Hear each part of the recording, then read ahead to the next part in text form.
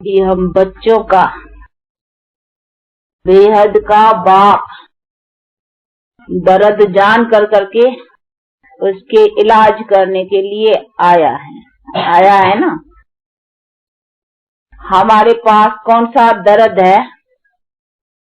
दर्द का मतलब है दुख शांति। आज की दुनिया में दुख शांति है ना, तो दुख शांति क्यों है, किस कारण है? उसी दुख शांति के दर्द को जानने वाला एक ही है, क्योंकि उसके पास ही इलाज है। वही हमारे सदा सुख और शांति देने वाला बाप है।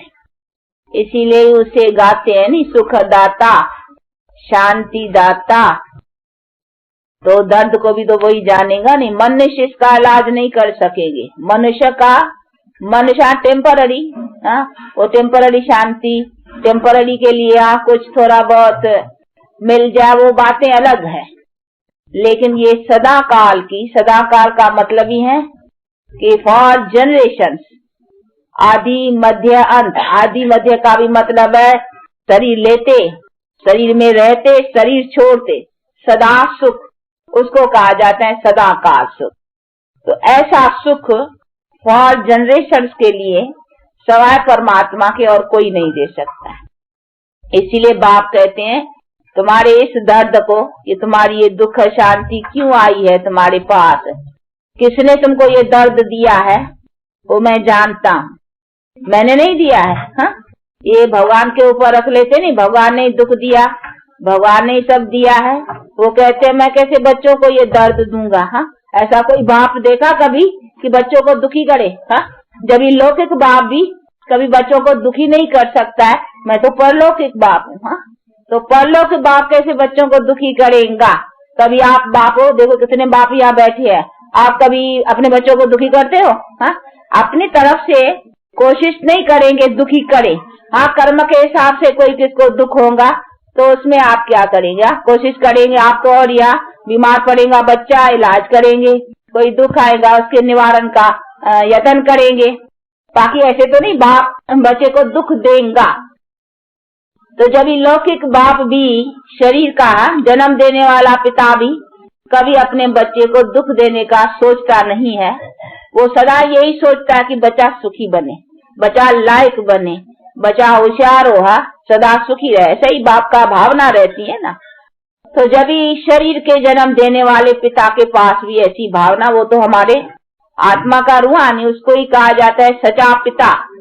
तो वो हमारे परम पिता हमको कैसा दुख देगा? तो वो दुख नहीं देता। ये हमको दुख अथवा दर्द किसने दिया है? माया ने। अभी तो वो बुद्धि में आ गई है नहीं बात कि हमको ये दुख दर्द किसने दिया? माया ने। माया कौन है अभी जान गए ना अच्छी तरह से। हाँ, माया का अर्थ अभी अच्छी तरह से बुद्धि में है कि 5 वाइसेस, इसको कहेंगे माया। माया कोई शरीर को नहीं कहेंगे। हाँ, माया कोई प्रकृति तत्वों को नहीं कहेंगे। 5 प्रकृति तत्व अलग चीज है, उनको माया नहीं कहेंगे। उनको माया समझते हैं कि जो भी आंखों से देखते हैं ना, ये शरीर देखते है आंखों से, ये भी माया। और जो भी कुछ इस आंखों से दिखाई पड़ता है संसार का, ये सब माया है। इसीलिए कहीं इसको ऐसा समझ करके समझते हैं, इस चीज से कहाँ ऐसा कोई ठिकाना हो जो इस शरीर में ही ना आवे, ऐसा कहाँ लीन हो जाए जहाँ से लौटे ही नहीं। ऐसे ऐसे उपाय बेचारे सोचते हैं, परंतु ये बात नहीं है। ये शरीर कोई माया नहीं है। शरीर में तो देवता भी थे, शरीर तो भगवान भी लेता है। हाँ, तभी तो उसका कहन गाया जाता है ना। तो उसको भी प्रकृति का आधार लेना पड़ता है, तो आत्मा को भी शरीर का आधार लेना ही पड़ता है। तो वो तो बातें नहीं है, इसको माया नहीं कहेंगे। माया एक अलग चीज है। वो कौन सी है? ये 5 वाइसेस। तो ये 5 विकार माया है। ये कोई ऐसी चीज जरूरी नहीं है कि इनके बिना हमारा जीवन या इनके बिना हमारी दुनिया नहीं चलेंगी। ये तो हमारे दुख का ही कारण है। जब से माया का टाइम आया, राज चला, तब से दुख होना शुरू हुआ। बढ़ते बढ़ते बढ़ते आज देखो ये रावण राज, वो रावण बढ़ता जाता है। वो रावण को बना करके उसका बोता है जलाते हैं नहीं, बड़े बड़े बड़े बड़े बड़े। तो अभी वो बरस बरस जलाते हैं। बाप कहते हैं बरस बरस जलाते हैं, पर तो जलता नहीं है। 5 विकार जलते हो तो जलाते रहते हैं बरस बरस फिर, परंतु नहीं, ये तो प्रैक्टिकल जलाना है ना। अर्थात पांचों विकारों को खत्म करना है। इसीलिए कहते हैं इसको नाश करने के लिए मैं जानता हूं कि इसको कैसे नाश करूं, तो इसका उपाय मैं आकर के बतलाता हूं। तो अभी उपाय बुद्धि में अच्छी तरह से आ गया है ना कि इसका उपाय कौन सा है। उपाय भी सहज है, कोई इसके लिए और भी कोई हठ योग प्राणायाम चलाना या कोई भी कुछ भी नहीं, बड़ा इजी कि बस उस बाप के हो जाओ। जैसे लोग इस तरह से भी कोई धनवान हो और धनवान कहे कि मेरा बच्चा, मुझे बच्चा नहीं है, मेरा बच्चा बनो, तो बस जिस समय बच्चा बना तो वो भी धनवान हो जाएगा ना, बच्चा भी कहेगा मैं भी लखपति।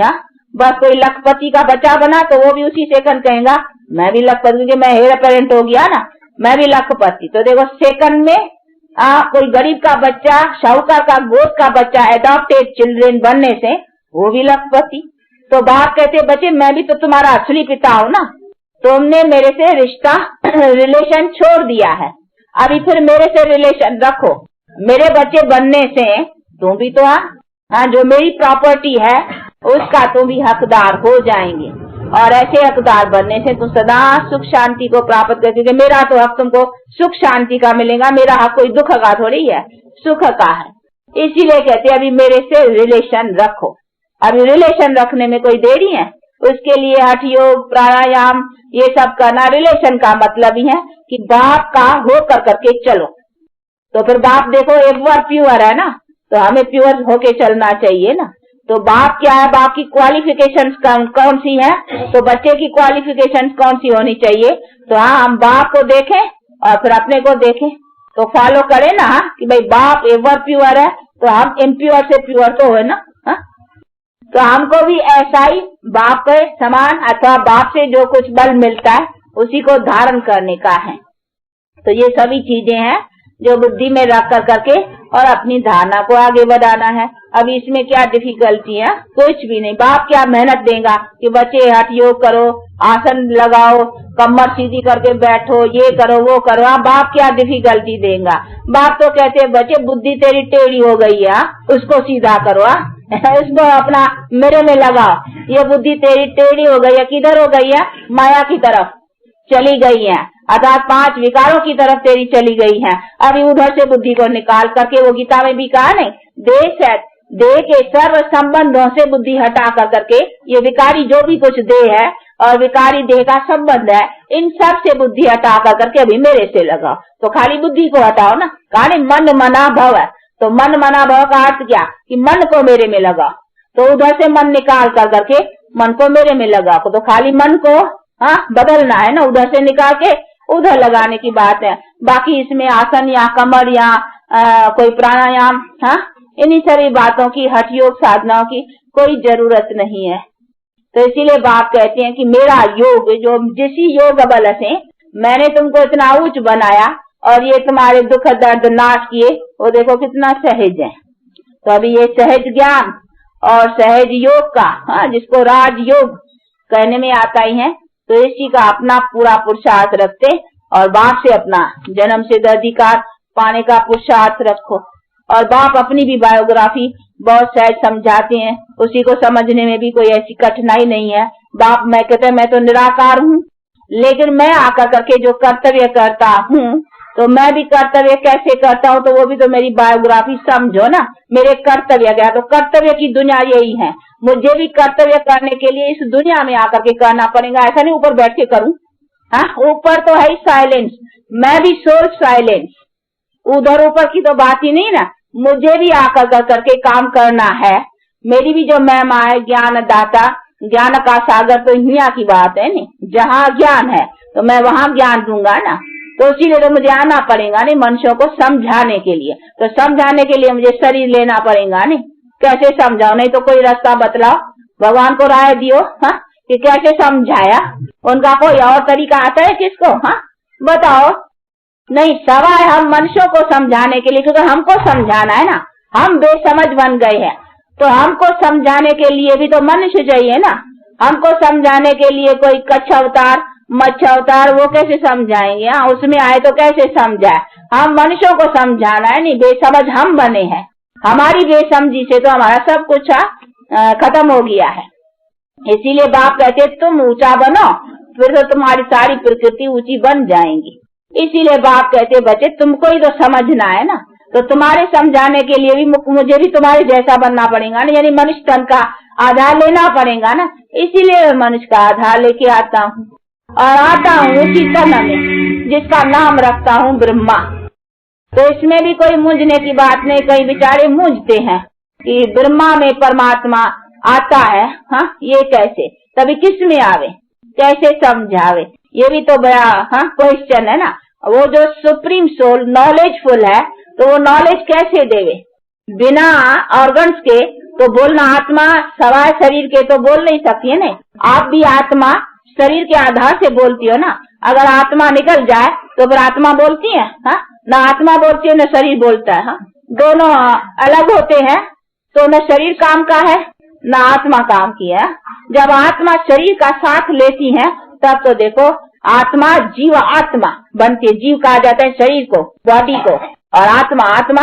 तो जब जीव आत्मा यानी दो जीव और आत्मा, शरीर और आत्मा मिलते हैं, तभी देखो आप बोलते हो, चलते हो, सब कुछ करते हो। तो दोनों का इकट्ठा होना चाहिए ना। आत्मा अलग शरीर अलग तो दोनों काम के नहीं। आत्मा कुछ अकेला बिना शरीर के क्या करेंगी, हाँ, और न शरीर कुछ कर सकता है। शरीर डेड बॉडी पड़ी है, कुछ करती है नहीं करती है, वो काम किया नहीं, तभी तो उसको जला लेते हैं या कब्र दाखिल कर देते हैं अपने रस्म के मुजबा। तो दो का चाहिए ना। तो परमात्मा को भी अगर नॉलेज देना है तो कैसे देगा, उसको भी तो शरीर चाहिए ना। अभी वो किसका शरीर लेवे तो ये भी समझने की बात है नहीं, वो भी फैसला होना चाहिए भाई किसका शरीर लेवे। तो कहते मैं आता ही हूँ अधर्म के टाइम पर, जब पतित दुनिया है, तो पतित दुनिया में मुझे कोई श्री कृष्ण जैसा सर्वगुण संपन्न 16 कला संपूर्ण संपूर्ण निर्विकारी शरीर कैसे मिलेगा, ऐसे मनुष्य ही नहीं है ना। आता ही हूँ यदा यदा धर्मस्य ग्लानिर्भवति भारत, कि जब जब धर्म की हानि है तो उसी समय में ऐसे धर्मात्माएं देवताएं सर्वगुण संपन्न 16 कला संपूर्ण है ही कहाँ से, वही तो मैं बनाने आता हूँ। ऐसे मनुष्य तो मैं बनाने आता हूँ ना। तो जो चीज मैं बनाने आता हूँ वो चीज पहले कैसे होंगी, होंगे नहीं ना ऐसे मनुष्य। तो मैं आऊंगा तो मुझे कौन सा मनुष्य मिलेगा, जरूर पतित दुनिया में पतित शरीर वाला ही मिलेगा ना। इसीलिए मैं आता हूँ इसमें, और उसका नाम रखता हूँ ब्रह्मा, और उसको भी बैठ के पावन बनाता हूँ, उसके साथ फिर दूसरों को भी पावन बनाता हूँ। तो उसी मनुष्य को भी पावन बनाता हूँ जिसके तन में आता हूँ। हाँ, उनकी भी तो आत्मा है ना अपनी, उसको भी प्यूरिफाइड बनाता हूँ, उसके साथ साथ दूसरों को भी प्यूरिफाइड बनाते हैं। तो ये इजी है नहीं समझने में, इसमें मुझने की भी कोई बात ही नहीं है, क्योंकि वो तो परमात्मा भी तो सोल है ना। जैसे कहीं आप देखा होगा कि इम्प्योर सोल किसमें आते हैं, हाँ, जिसको भूत कहते हैं।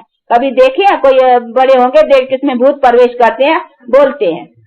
तो जब जैसे इम्प्योर सोल प्रवेश करती हैं, वैसे ये प्योर सोल, ये वर्ड प्योर, तो ये भी प्रवेश करके फिर आकर के बतलाते हैं नॉलेज। जो इम्प्योर सोल प्रवेश कर सकती हैं, तो क्या प्योर सोल भी है प्योर वो नहीं कर सकता है, क्यों नहीं कर सकता। इसीलिए बाप कहते मैं आता हूँ और आए करके मैं ये नॉलेज देता हूँ, लेकिन ये शरीर मेरा नहीं है, मैं टेम्पररी तो शरीर का आधार लेता हूँ। शरीर तो उसका है ना जिस आत्मा का शरीर है। मैं खाली टेम्पररी लोन पर, हाँ, किराए पर समझो, लोन पर समझो, उधार थोड़े टाइम के लिए लेता हूँ, और उसी उधार का उसको फायदा देता हूँ कि नॉलेज जो सुनाता हूँ तो वो भी आत्मा सुनती है कानों के द्वारा, वो भी तो बैठी है ना आत्मा।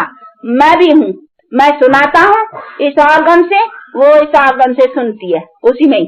हाँ, फिर मैं सुनाता हूँ वो भी सुनती है, और दूसरे भी, तुम भी आत्मा सब ऑर्गन के थ्रू, कान के थ्रू सुनते हो।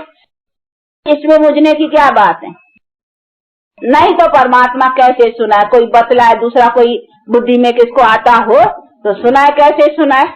ऊपर से आकाशवाणी वो समझते, ऊपर से ऐसे ही आवाज करे, ऊपर से कैसे आवाज करेगा, हाँ, क्या आवाज कैसे ऊपर से आएगा ऊपर के ऐसे ही तो आवाज तो मुख से होगा ना।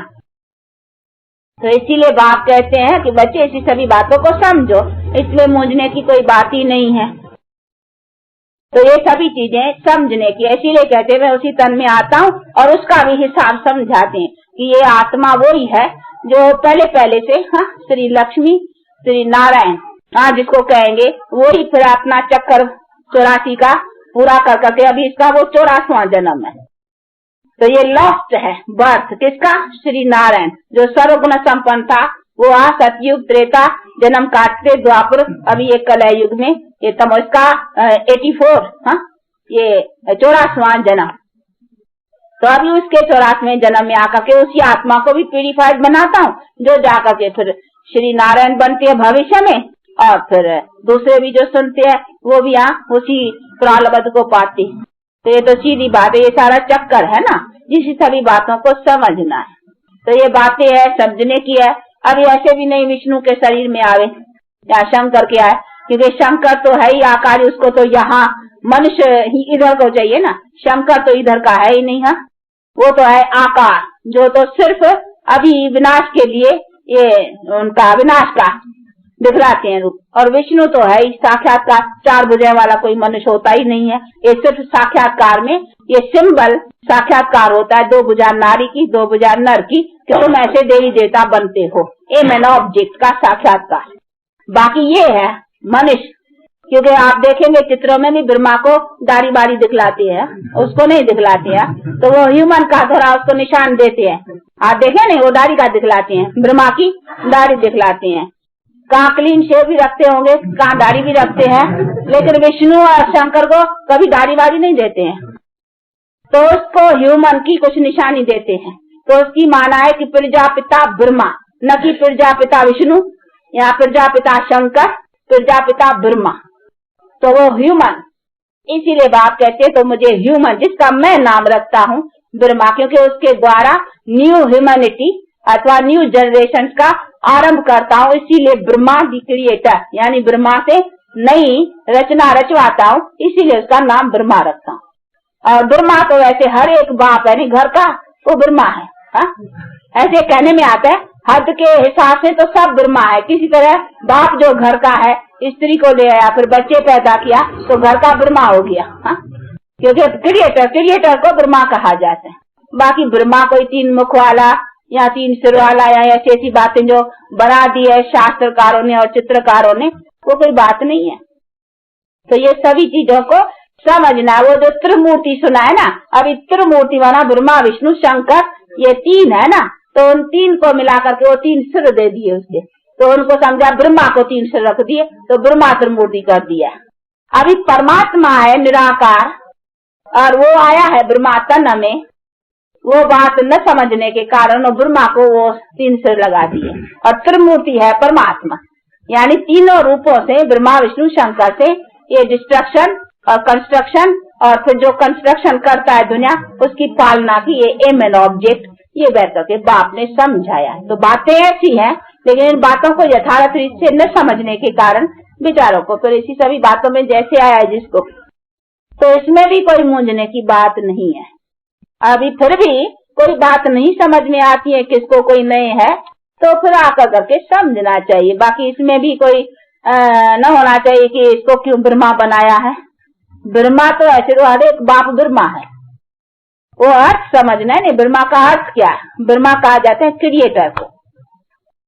तो ऐसे घर का क्रिएटर तो बाप है ही, परंतु ये है न्यू ह्यूमैनिटी का क्रिएटर। इसी मनुष्य तन में आकर के परमात्मा मनुष्य के द्वारा क्रिएट कराएगा, नहीं ह्यूमैनिटी को ह्यूमन के द्वारा ही करेगा ना। इसीलिए परमात्मा उसमें आकर के ये प्यूरिटी का नॉलेज देता है। इसीलिए इसको कहते हैं मुख वंशावली। मुख वंशावली का अर्थ ये नहीं मुख से आदमी निकल आए, वो कहीं ऐसे समझते हैं कि हाँ ब्रह्मा के ऐसे मुख से आदमी कैसे निकलेंगे। नहीं, मुख वंशावली का मतलब है मुख से जो नॉलेज सुनाया प्यूरिटी का। तो अभी देखो हम मुख वंशावली है नहीं, पर तो हम मुख से थोड़ी निकली है। नहीं, मुख वंशावली तो जो मुख द्वारा परमात्मा ने नॉलेज सुनाया, उसकी धारणा से हम प्योर बने हैं। तो अभी प्यूरिटी की जनरेशन में चलेंगे। तो हम प्यूरिटी कहाँ से ली? मुख द्वारा, नॉलेज से। इसीलिए हम प्यूरिटी की संतान हो गई ना, यानी प्यूरिटी में आने वाले, तो वो हो गई मुख वंशावली। यानी जिस मुख से परमात्मा ने नॉलेज सुनाया, नॉलेज से हम प्योर होगा के अब प्यूरिटी के जनरेशन में चलते हैं। तो मुख वंशावली का अर्थ ये है, पर वो न समझने के कारण कई समझते हैं मुख से ऐसे आदमी शायद निकले हैं। इसीलिए ऐसी ऐसी बातें बहुत शास्त्रों में बैठ के रखी है। वो कहते हैं कि वो था करण, वो कानों से निकला था, वो करण कानों से निकला, वो मुखवंशावली का आसन है, मुख से आदमी निकले, वो कहते हैं एक उसका और नाक से कहा, उसने छींकी तो उससे निकल आया, आदमी निकल आया। हाँ? ऐसी ऐसी शास्त्रों में बातें लगाई हुई है, पर तो ऐसे नहीं है कोई नाक से निकलेंगे या कान से निकलेंगे या मुख से, नहीं, ये सभी अर्थ है। तो ये सभी बातों को बैठ कर करके बाप समझाते हैं। बाकी कैसे और क्या, ये सभी यथार्थ बातें अभी बाप समझाते हैं, जिसको समझ कर करके और प्रैक्टिकल लाइफ को बनाना है। तो अभी समझ गए हो ना सभी बातों को, यथार्थ क्या है और यथार्थ हमारे जीवन के लिए क्या है, इन सब बातों की रोशनी बैठ कर करके बाप देती है। उसी को लेकर करके अपना पुरुषार्थ ऐसा रखने का है, बाकी इसमें कुछ मूंझने का नहीं है। अच्छा, कुछ सुनाना था शायद इस बच्ची को। अच्छा, आए गिरा गिरा पहले। अच्छा, ये आप लोगों को इंग्लिश में समझाएंगी। देखो छोटी है, हाँ, और देखो बातें बड़ी सुनाई, कहते मूर्ख छोटा बात बड़ी। हाँ, तो आप लोगों को बड़ी बड़ी बातें वर्ल्ड हिस्ट्री एंड ज्योग्राफी समझाएंगे। ये क्वेश्चन करेगा। अच्छा, He has the kingdom form. He lives in incomparable world. He is blissful, knowledgeful, and peaceful. He creates three deities. They are Brahma, Vishnu, and Shankar. Through Sakti deity Brahma and human Brahma, God Shiva blesses knowledge, wisdom, divine love, virtue, and yoga of Gita fame, and bliss for establishing sovereignty of Satyugi world of complete purity, peace, and prosperity. That is Jivan Mukti.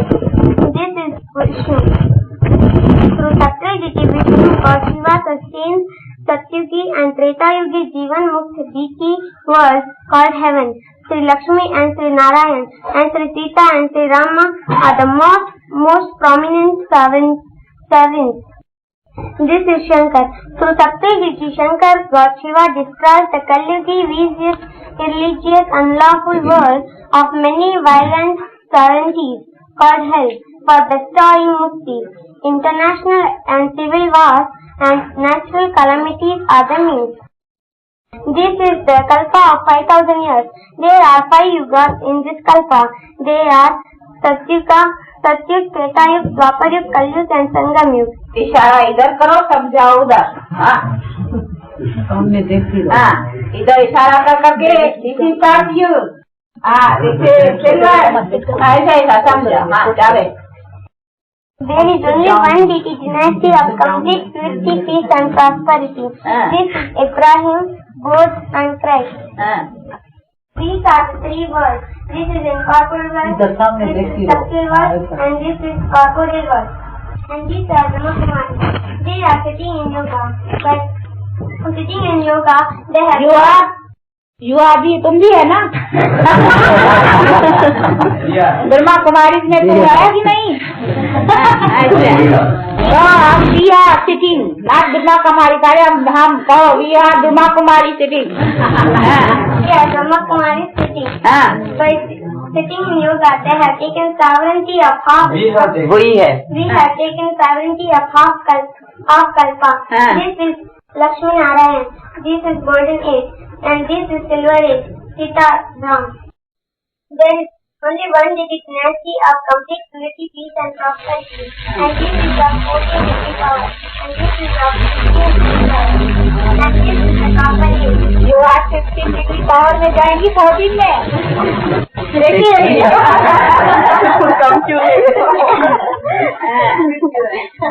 Copper age, first they were worshipping God Shiva, but afterwards they were worshipping all the deities.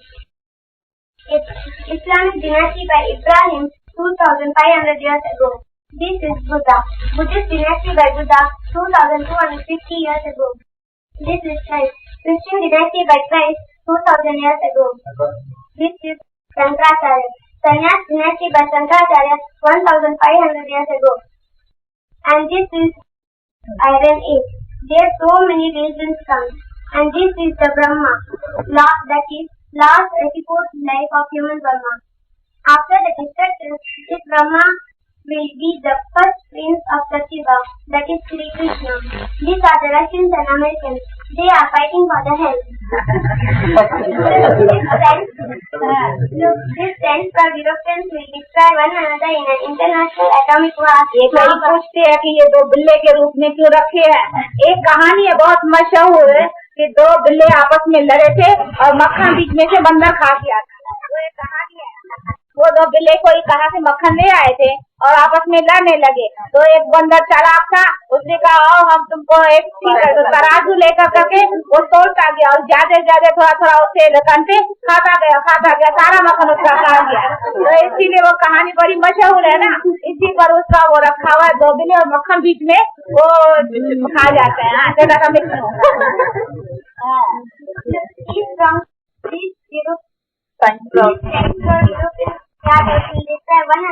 One another in an international atomic war, Mahabharat, like 5,000 years ago.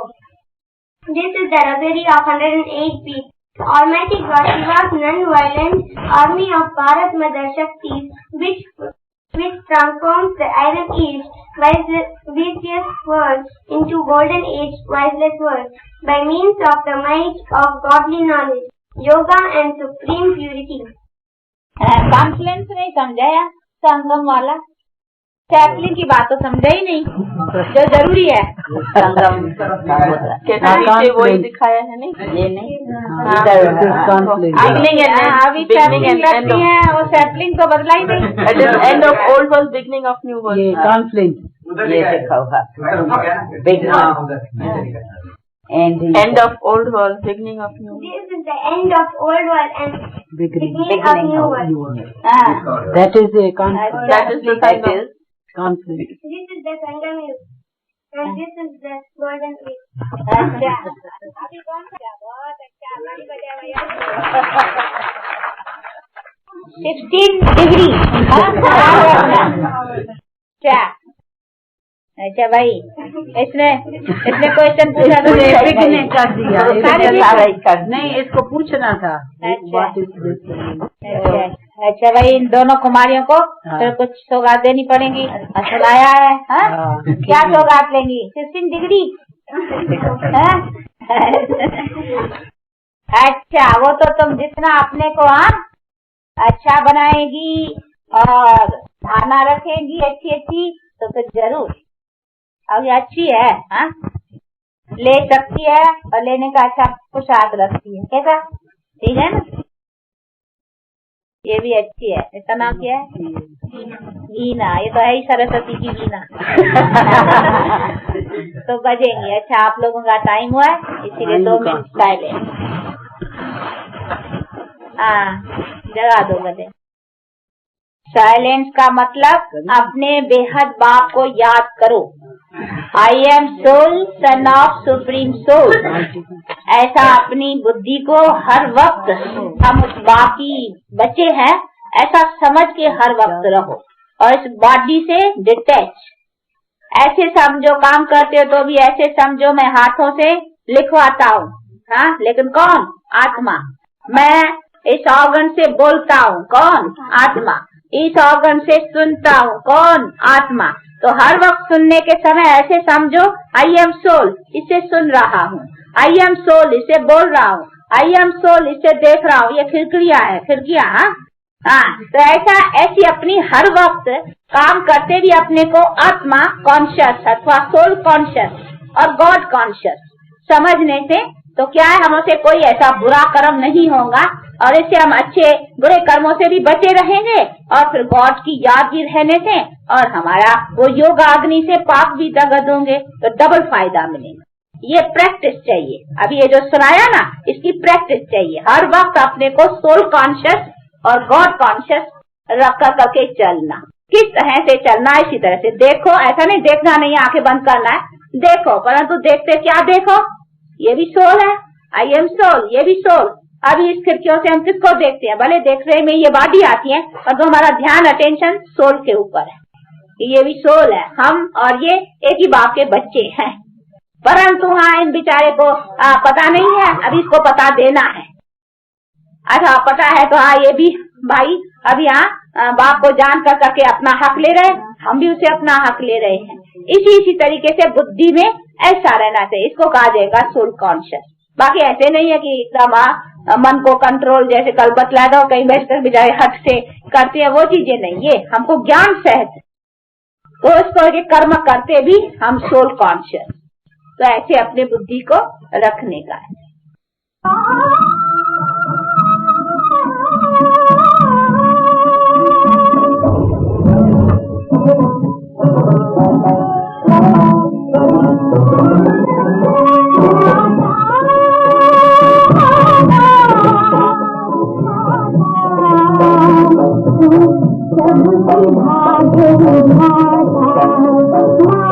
और biography को समझ गए हो ना, परमात्मा का occupation, परमात्मा की बायोग्राफी क्या है, देवताओं की क्या है। तो मनुष्य देवता हो सकता है, मनुष्य परमात्मा नहीं हो सकता, तो ये समझना है। इसीलिए ऐसे नहीं, हमको कोशिश रखने की है मनुष्य से देवता बनने की। देवता का मतलब ही है क्वालिफाइड। कौन सी क्वालिफिकेशन से श्रेष्ठ है? सर्वगुण संपन्न, 16 कला संपूर्ण, संपूर्ण निर्विकारी। इसीलिए हमें कोशिश वो करने की है जिसमें आत्मा भी प्योर, शरीर भी प्योर। बाकी वो तो एवर प्योर है, वो तो गॉड इज वन। तो हमको कोशिश कौन सी करनी है, क्या बनना है, वो एम एंड ऑब्जेक्ट का नॉलेज होना चाहिए ना। तो ये सभी समझने की बातें, जिसको समझ कर करके अपना कोशिश अथवा अपना पुरुषार्थ ऐसा रखने।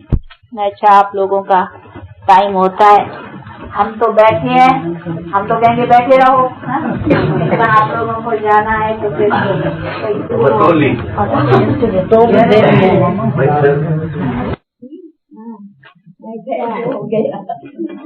अच्छा अच्छा, ये पार्वती, हाँ लो, ये बेचारी का हाथ में, हाँ बैंकुंठ माँ आता है, हाँ बैंकुंठ का बोला, मुन्नी माँ, हाँ अच्छा, ये हमारी कौन है, ये हमारी मोहन माँ, हाँ अच्छा, ये दुर्गा, अच्छा जानकी, अच्छा वो जानकी, पकड़ो, हाँ नहीं तो झोली खोलो,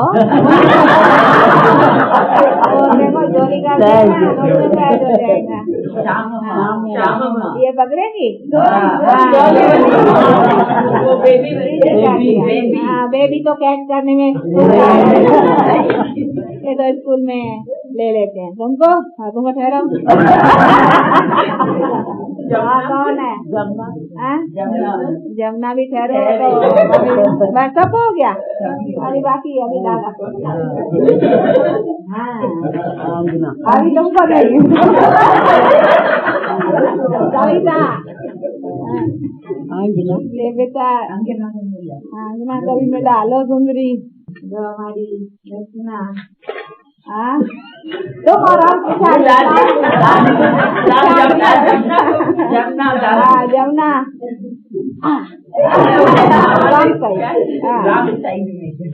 अच्छा, हम और हम बच गए ना, वो आपको कराया, अच्छा।